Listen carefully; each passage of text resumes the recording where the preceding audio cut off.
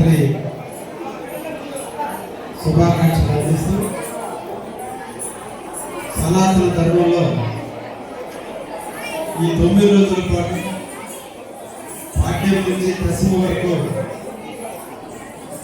తల్లు లేనటువంటి లక్ష్మీదేవి పేరు మీద 3 రోజులు, పార్వతీదేవి పేరు మీద 3 రోజులు, సరస్వతీదేవి మీద 3 రోజుల పాటు 9 రోజుల పాటు జరుపుకునేటువంటి నవరాత్రి ఉత్సవాలని ఈరోజు కన్నికా పరమేశ్వరి కమిటీ ఆధ్వర్యంలో కన్నికా పరమేశ్వరి దేవత యొక్క ఆశీస్సులలో ఆ తల్లి సమక్షంలో కావలి పుర ప్రముఖులు అందరూ కూడా ఈరోజు నవరాత్రి ఉత్సవాలు జరుపుకుంటున్నందుకు అందరికీ పేరు పేరున ధన్యవాదాలు, అభినందనలు తెలియజేస్తూ ఆ తల్లుల దీవులు ముగ్గురికి ప్రత్యేకమైనటువంటి లక్ష్మీదేవి, పార్వతీదేవి, సరస్వతికి ప్రత్యేకమైనటువంటి చండీ మాత ఆశీస్సులు మన అందరి జీవితాల్లో నిండుగా ఉండి మనకు కావలి సుభిక్షంగా ఉండాలని, మన ప్రాంత వ్యాపారస్తులు అందరూ కూడా ఆనందంగా వ్యాపారం చేసుకోవాలని,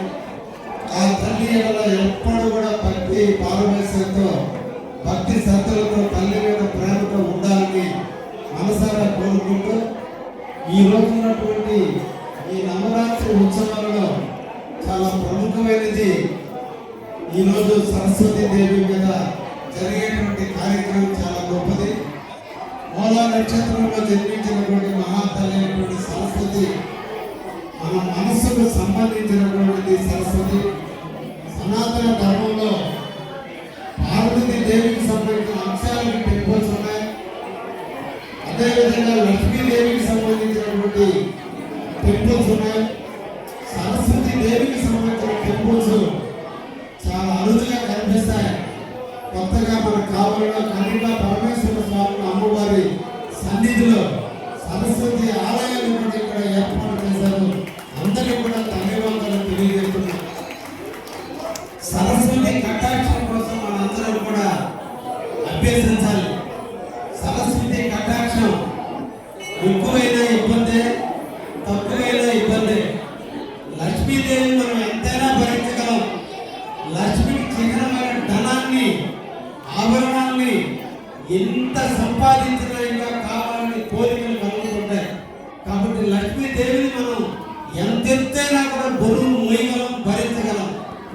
అదేవిధంగా పార్వతీదేవికి సంబంధించినటువంటి ధైర్యానికి చిహ్నాన్ని కూడా మనం అన్ని విధాల ధైర్యంతో ముందుకు పోగలం. ఎంత ధైర్యం ఉంటే అంత ముందుగా వ్యాపారంలో ముందుకు పోగలం. కానీ మన సనాతన ధర్మంలో బ్రహ్మదేవుడికి, సరస్వతి దేవాలయానికి నిషేధించడం జరిగింది.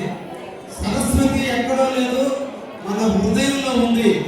ఎవరైతే హృదయాన్ని శుద్ధి చేసుకుంటారో, ఎవరైతే హృదయంలో మంచి ఆలోచనలు వస్తాయో, ఎప్పుడైతే నిర్మలమైన మనస్సులో ఉంటుందో, కుళ్ళు కపటాలకి దూరంగా మన మనస్సే ఒక తీర్థం, మనస్సే ఒక పుణ్యక్షేత్రం, మనస్సే ఒక దేవాలయం, అది సరస్వతి.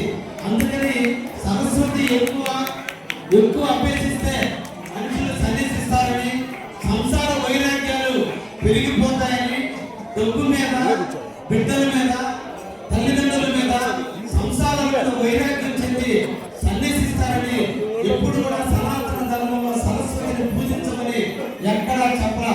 శుక్లాంబరధరం విష్ణు శశివర్ణం చతుర్భుజంతో గురువుని ప్రేమిస్తూ, గురువు చెప్పిన పాఠాలు నేర్చుకుంటూ జీవితంలో ఎప్పుడు కూడా ఒక మంచి సాంగత్యంలో, మంచి యొక్క వ్యక్తుల సాంగత్యంలో మన శరీరాన్ని మనం అలవర్చుకోగలిగితే, ఎంతటి పార్వతైనా భరిస్తూ లక్ష్మీదేవిని కొనియాడుతూ ప్రేమిస్తే ఆటోమేటిక్ గా సరస్వతిని మనం ప్రక్షాళన చేసుకుంటూ ఎప్పటికప్పుడు మన మనసుని శుద్ధి చేసుకుంటూ పోతే సరస్వతి ఎప్పుడు మన హృదయంలో నిలిచి ఉంటుందని.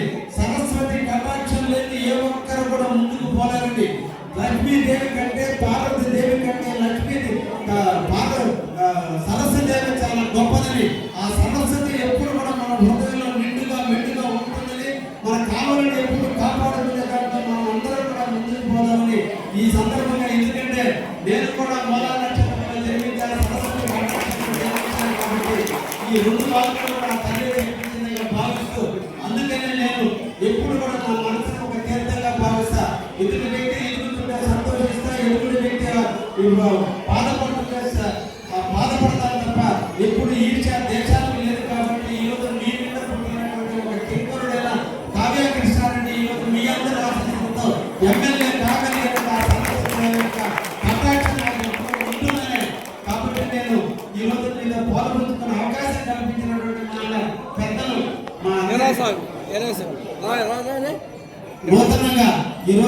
ఆధ్వర్యంలో అధ్యక్షుడిగా వచ్చి ఈ గుడిని